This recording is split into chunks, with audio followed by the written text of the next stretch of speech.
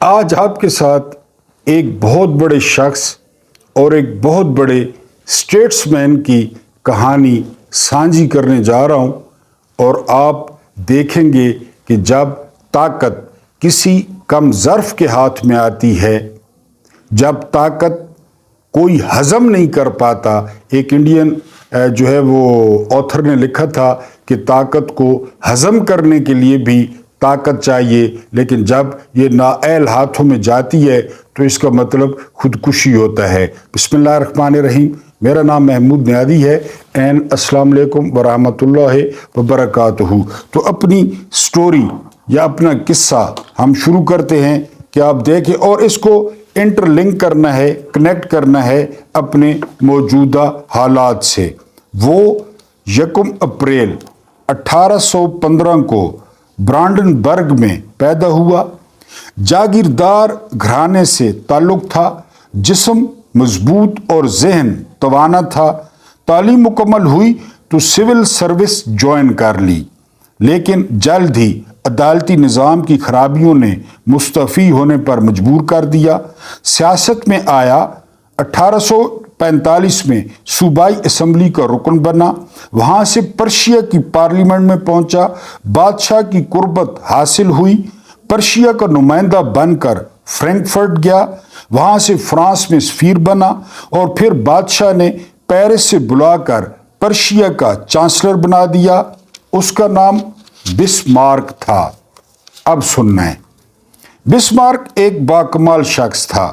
وہ 1862 سے 1871 تک پرشیا کا چانسلر رہا۔ ان 8 برسوں میں اس نے دنیا کو حکومت کاری کے 92 نئے نسخے دیے۔ 92 اس نے اپنی ذہانت، قابلیت اور انتظامی صلاحیتوں سے دنیا کا نقشہ بدل دیا۔ وہ یورپ کا پہلا شخص تھا جس نے باقاعدہ فوجی اصلاحات کی، جس کا کہنا تھا ایک مضبوط وزارت خارجہ کے بغیر کوئی ملک دشمن پر فتح حاصل نہیں کر سکتا، جس نے دشمن کو بے یار و مددگار بنانے کی پالیسی دی، جس کا فلسفہ تھا دشمن پر حملے سے پہلے اس کے دوستوں کو اس سے برگزشتہ کر دو، غلط فہمیاں پیدا کر دو، تم کامیاب ہو جاؤ گے۔ بسمارک نے 8 برسوں میں زار روس کو دوست بنایا، روس کے بادشاہ کو، ڈنمارک سے جنگ لڑی، آسٹریا کو شکست دی اور فرانس پر قبضہ کیا۔ بسمارک کی ان عسکری اور سفارتی کوششوں سے 26 جرمن ریاستیں متحد ہوئیں اور دنیا کے نقشے پر جرمنی کے نام سے ایک نئی ریاست وجود میں آئی۔ جرمنی کے بانی 16 اپریل 1871 کو نیا آئین نافذ ہوا اور بسمارک جرمنی کا پہلا چانسلر منتخب ہوا۔ وہ 20 مارچ 1890 تک تقریباً 20 سال جرمنی کا چانسلر رہا۔ ان 20 برسوں میں بسمارک نے کمال کر دیا۔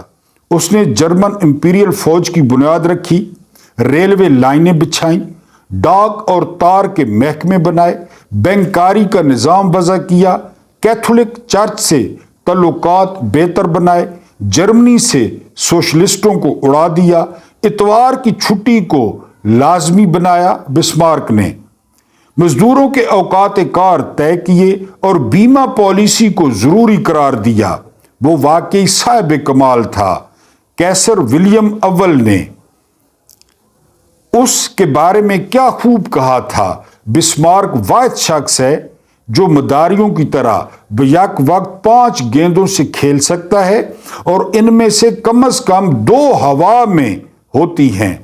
یہ بسمارک جرمنی کو تیزی سے برطانیہ جتنی مضبوط اور فعال ریاست بناتا چلا جا رہا تھا، لیکن 9 مارچ 1888 کو بادشاہ کیسر ولیم اول کا انتقال ہو گیا۔ اس کی جگہ اس کا عمر رسیدہ بیٹا فریڈرک بادشاہ بنا، لیکن 3 ماہ بعد وہ بھی فوت ہو گیا۔ فریڈرک کے بعد 28 سالہ ولیم دوم کی باری آئی۔ ولیم دوم ایک متلون مزاج، جلد باز نوجوان تھا۔ اسے دنیا فتح کرنے کا جنون تھا۔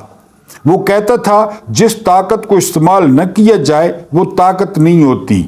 बिस्मार्क को बादशाह के ख्यालात से इख्तलाफ था। उसका ख्याल था ताकत नुमाइश के लिए होती है, इस्तेमाल के लिए नहीं।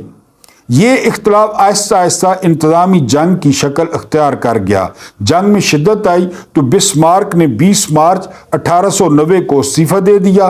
वो अपनी जागीर पर चला गया, जहां 30 जुलाई 1898 को 83 साल की उम्र में इंतकाल कर गया। अब ज़रा पाकिस्तान से डॉट कनेक्टिंग करना है। बिस्मार्क की इस कहानी में कोई दिलचस्प बात नहीं।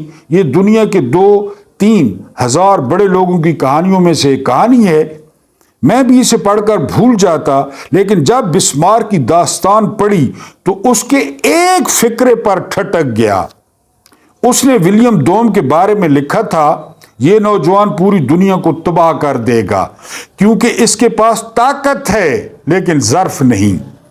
पाकिस्तान, बिस्मार्क ने यह फिक्रा कहीं 1891 या 1894 में लिखा था। 1898 में उसका इंतकाल हो गया। बिस्मार्क के इंतकाल से ठीक 16 बरस बाद यानी 1914 में विलियम दोम ने दुनिया को पहले जंग अजीम में धकेल दिया। ताकत है, ज़र्फ नहीं। वो सिकंदर आदम की तरह दुनिया फतह करने निकला, लेकिन जंग खत्म हुई तो वो जान बचाने के लिए अपने ही मुल्क से फरार हो रहा था। विलियम दोम की आखिरी जिंदगी हॉलैंड में बहुत कसम पुरसी में गुजरी। जर्मनी इत्तेहादियों के कदमों में गिर गया। सल्तनत उस्मानिया पारा पारा हो गई। 2-3 करोड़ लोग हलाक हो गए। जंग के खात्मे पर जब दुनिया ने इस तबाही का तजिया किया तो विलियम दोम के बारे में बिस्मार्क के फिक्रे ने बड़ी शोहरत पाई। दुनिया के तमाम बड़े दानिश्वरों और तजिया निगारों की मुतफिका राय थी, ताकत कम ज़र्फ के पास हो। पाकिस्तानियों, ताकत कम ज़र्फ के पास हो तो उससे खौफनाक और ख़तरनाक कोई चीज़ नहीं होती। बिस्मार्क को गुजरे 105 साल हो चुके हैं। विलियम दोम को भी मरे हुए 80-85 साल गुजर चुके हैं, लेकिन जहां तक ताकत के फलसफे का ताल्लुक है वो आज भी उसी तरह जिंदा है, वो आज भी उसी तरह मौजूद है। बस विलियम दोम की जगह जो बाइडेन ने ले ली और जर्मनी की जगह अमेरिका आ गया। दुनिया भी वही है, ताकत भी वही है और ताकत के इजहार का जुनून भी वही। अगर कोई तब्दीली आई तो इसका नाम एटम बम और मिसाइल है। विलियम के ऐद में 20,000 एटम बम और 2 लाख मिसाइल नहीं थे, वरना आज दुनिया चंद बदबूदार जोड़ों, थोड़े से गारों और चंद टन कुचली मसली जली हड्डियों का नाम होता। और जब मोरिख तहकीक के लिए निकलते तो उन्हें एक पत्थर पर लिखा हुआ मिलता, व्हाइट हाउस 410 किलोमीटर। वो वहां पहुंचते तो वहां भी काली जली मट्टी और ताहद्दे नजर गहरे गढ़ों के सिवा कुछ ना होता। कि ताकत विलियम के पास हो या बाइडेन के हाथ में, इसका अंजाम खुदकुशी होता है। बिस्मार्क ही ने कहा था, आग से खेलने वाले लोग जल कर मरा करते हैं और पानी से लड़ने वाले डूब कर। साहिबो, बाइडेन की शक्ल में दूसरा विलियम पैदा हो चुका है। अल्लाह इस दुनिया पर रहम फरमाए। एक रोज मिली रस्ते में ताकत की राजकुमारी, बोली के चरण छू मेरे और जीत ले दुनिया सारी। मेरे दिल ने कहा, सुन पगले, ये अहद वफा 2 दिन का। ताकत की हकीकत क्या है, ताकत का नशा 2 दिन का। काश ताकतवर ये समझ जाएं कि ये सारे का सारा नशा 2 दिन का है। यह आपका अपना डिजिटल प्लेटफॉर्म है। वीडियो या स्टोरी अच्छी लगी हो तो लाइक ज़रूर करें, कमेंट ज़रूर करें, चैनल को सब्सक्राइब करें और अपने प्यारे और दोस्तों के साथ लाजमी शेयर करें। मुझे बर्दाश्त करने का बहुत बहुत शुक्रिया।